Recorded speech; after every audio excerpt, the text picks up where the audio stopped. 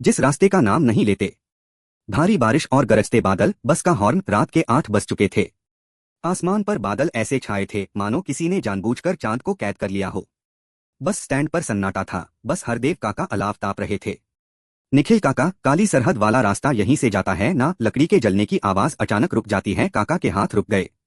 उन्होंने धीमी आवाज में कहा, बेटा, उस रास्ते का नाम रात में मत लो। जो मानकर बच गए वो आज जिंदा हैं। 60 साल पहले उस रास्ते पर अमरपुर गांव था। फिर एक रात कमला नाम की लड़की का जला हुआ शव मिला। उस रात के बाद जो भी काली सरहद पार करता, या तो वो लौटता नहीं, या फिर वो इंसान नहीं रहता। सफेद साया, सूखे पत्तों पर चलने की आवाज, चरमराहट, जंगल घना था। हवा में मौत जैसी सड़ांध थी। निखिल को महसूस हुआ कि कोई उसका पीछा कर रहा है। निखिल कर, कौन है वहां? औरत के सिसकने की आवाज। टॉर्च की रोशनी में एक सफेद साया दिखा। एक औरत, लंबे बाल, चेहरा जला हुआ और आंखों की जगह सिर्फ काले गड्ढे। वो फुसफुसाई, तू भी उन्हीं के जैसा है। बरगद के नीचे। निखिल के तेज भागने और हांफने की आवाज। निखिल चीखते हुए भागा।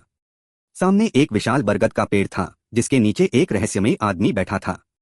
आदमी, रुक जाओ, ये रास्ता कमला का है।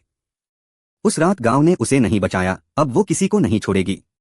बहुत सारी डरावनी हंसी एक साथ गूंजती है। पेड़ों के पीछे से जले हुए चेहरे वाले साए निकलने लगे।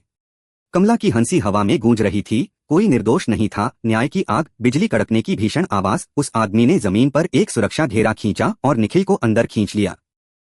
उसने चिल्लाकर कहा, जब बिजली गिरे तो भाग जाना। कमला हवा में तैर रही थी। उसकी नफरत से धरती हिलने लगी। बरगद की जड़ें सांपों की तरह जमीन से बाहर आने लगीं। निखिल की आंखों के सामने अंधेरा छा गया। उपसंहार, पक्षियों के चहचहाने की हल्की आवाज, फिर सन्नाटा। सुबह निखिल हाईवे पर मिला। वो जिंदा तो था, पर उसके बाल सफेद हो चुके थे। उसकी आंखों में अब भी वो दहशत कैद थी। काली सरहद आज भी वहीं है।